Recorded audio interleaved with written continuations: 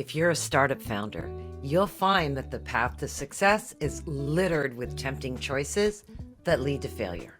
To help you avoid those dead ends, we asked 3 world-class investors to tell us what are the most common mistakes that you see startup founders make and what to do instead.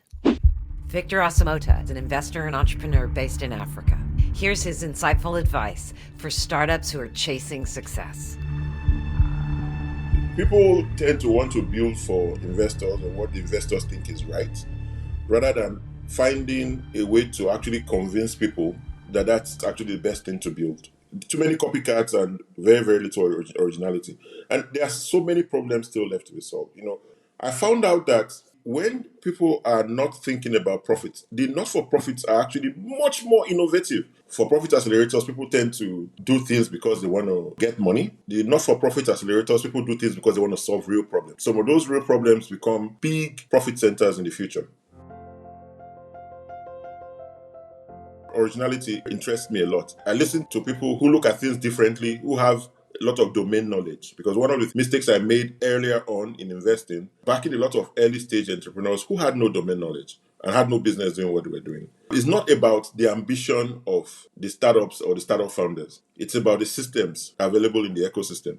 So if you don't have those support systems, you fall straight to the ground. So what I decided to do was focus more on building those systems to actually help more and more founders and startups have a greater chance. Mark Pincus is a serial entrepreneur and investor who founded the social gaming pioneer Zynga. Some of Mark's best lessons came from his own mistakes.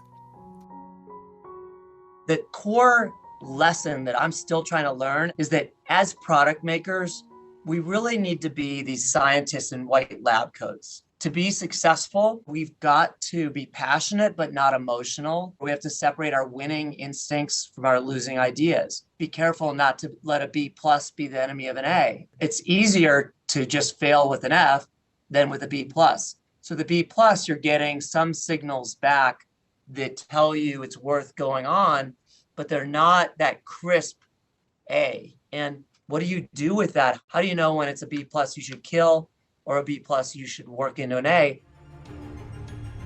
Are you trying to learn? And I've been there. I started one of the first 3 social networks, Tribe, and I managed to fail. And I say managed to fail when everything worked. When people opened the email that said, Amy wants to be your friend. Oh, cool.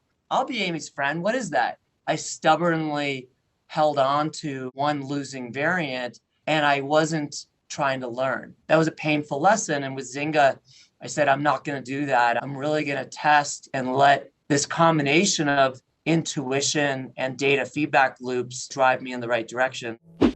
Garry Tan is an entrepreneur and investor who funded such mega hits as Instacart and Coinbase.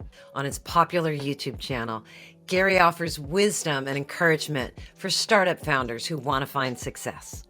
Here's some of Garry's best advice.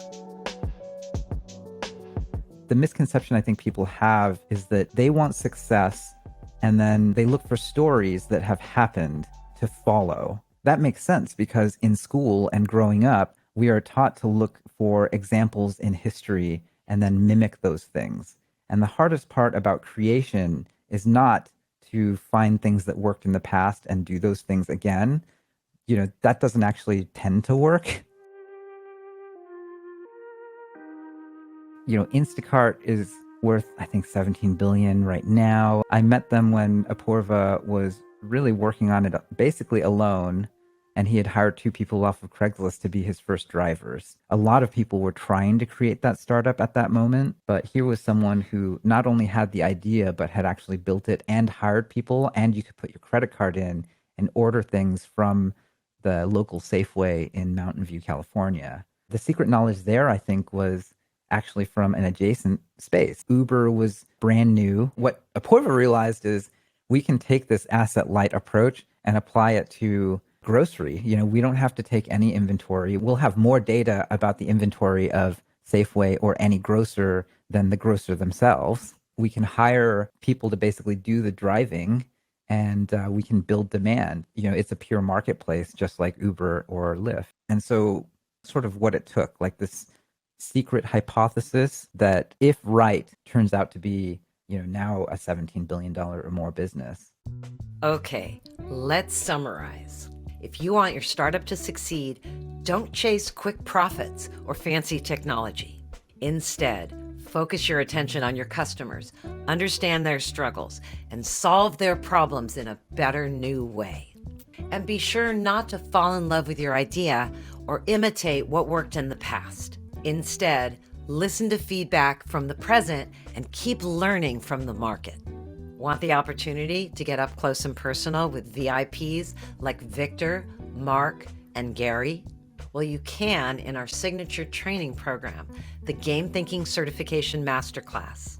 That's the place to learn how to find product market fit faster and smarter. The link is in the description. For more great startup tips, check out these videos. Let's get smarter together. I'll see you next week.